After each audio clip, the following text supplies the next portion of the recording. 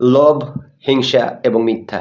এই ৩ টা জিনিস যে জাতির ভিতরে আছে, সেই জাতির ধ্বংস কিন্তু অনিবার্য। আজকে লোভ সম্পর্কে আপনাদের সামনে কিছু কথাবার্তা বলবো।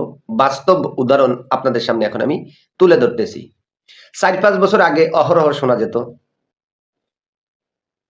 অপর প্রান্তি থেকে মোবাইলে কল আসতো যে, "স্যার আপনি তো গ্রামীণ সিম ব্যবহার করেন। গ্রামীণ সিম কোম্পানি প্রতি বছর একটা লটারির ব্যবস্থা করে। এই লটারিতে আপনি কিন্তু ৩০ লক্ষ টাকার একটা গাড়ি পেয়েছেন। এখন আপনি গাড়ি নিবেন না টাকা নিবেন, আপনি চিন্তা ভাবনা করে আমাকে ফোন করেন। আপনি যেটা বলবেন সেটাই আপনাকে দেওয়া হবে।" এটা বলে এমনি ফোনটা কেটে দিত। তো যাদের ভিতরে লোভ কাজ করত, তারা পরবর্তীতে কল ব্যাক করে তার সাথে ডিল করত। বলত, "দেখেন আমি তো গ্রামে থাকি। গাড়ি দিয়ে কি করব? টাকাটা পেলে আমার ভালো হয়।"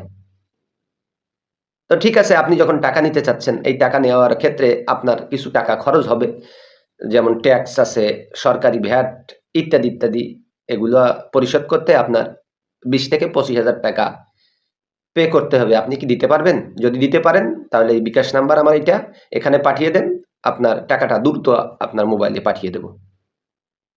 লোকটার মাথায় আর কাজ করে না। লোকটা কি করল? দৌড়ে এক বিকাশের দোকানে গেল।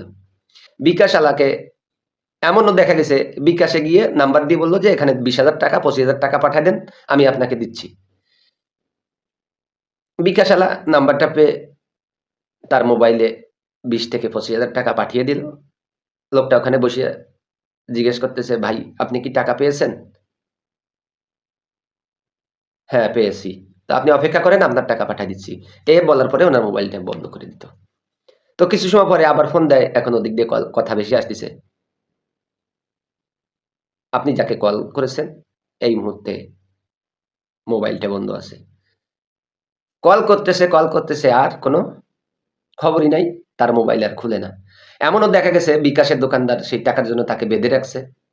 অনেকজন তো বাড়িতে ধার কর্জ করে নিয়ে টাকা পরিশোধ করছে।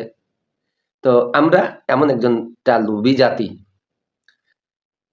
চিনি না, জানি না কে কি বলল, তার কোনো যাচাই-বাছাই ছাড়া তার সাথে আমরা লেনদেন করে ফেলি। পরবর্তীতে কপাল চাপড়াই। এগুলো দেখার পরেও কিন্তু বহুত মানুষ এ ধরনের ফাঁদে পা দিয়ে নিঃস্ব হইছে। তো মূল কথা হচ্ছে জুলাই আগস্টের ছাত্র আন্দোলনে এরা সাধারণ শিক্ষার্থীদেরকে ঢাল হিসেবে ব্যবহার করল যে কোটায় সব চাকরি হয়, মেধায় কোনো চাকরি হচ্ছে না। তো আসো আমরা সরকারের বিরুদ্ধে আন্দোলন করি। সবাই এক বাক্যে নেমে গেল, আন্দোলন শুরু করল। আন্দোলনে তারা সফল হলো। শেখ হাসিনার পতন হয়ে গেল।